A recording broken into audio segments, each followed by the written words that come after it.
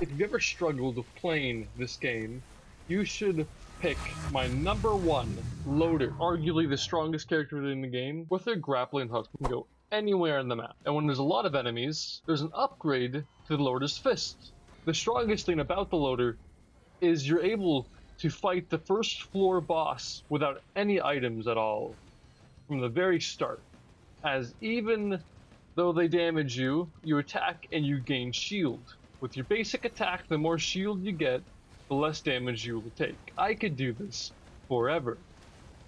The second character you should start with if you're having trouble is Basic Commando. Whoa! Ow, my legs.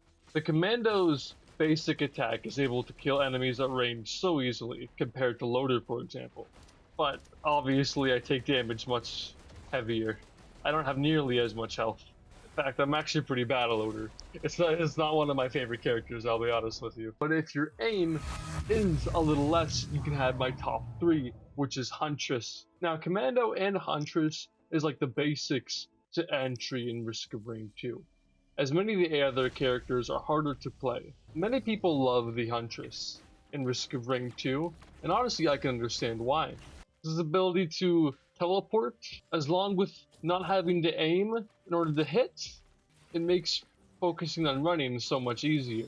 If you've bought any of the DLCs for Risk of Rain 2, they both come with characters. Now, my 4th is the new DLC character, the Seeker. Primary ability has a long range. It's not very quick, but if you increase its attack speed, it becomes very powerful. Able to launch fists from anywhere and gain health off the damage it deals. For their mobility, some of the best in the game, able to fly, but the more you fly, the more damage you take.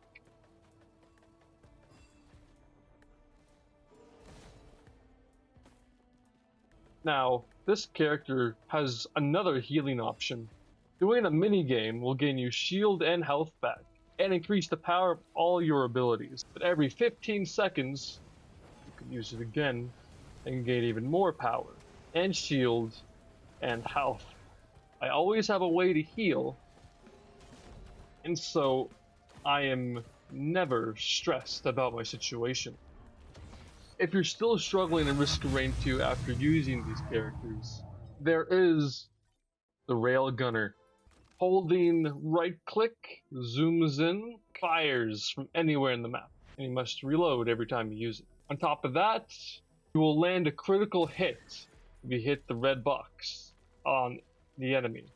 Your movement abilities are limited, but you have these that let you jump around the map.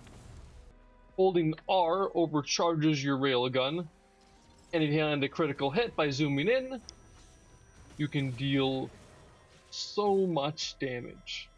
So this character, the worst part about him is that he's not very fast and he takes a lot of fall damage. But if you're willing to give a little bit of time and effort in landing critical hits and learning railgun minigame,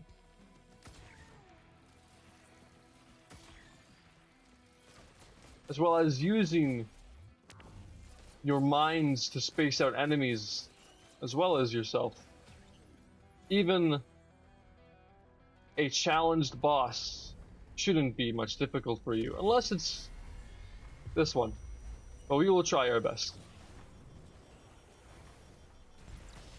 But we can shoot down its projectiles pretty easily, and we can deal big damage.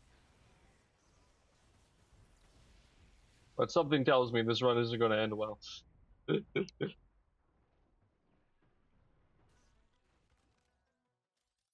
Risk of Rain 2 is a difficult game at the end of the day, but these characters are stronger than others.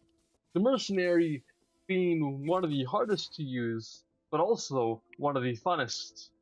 And the Engineer also being one of the hardest to use, but also the strongest in the game.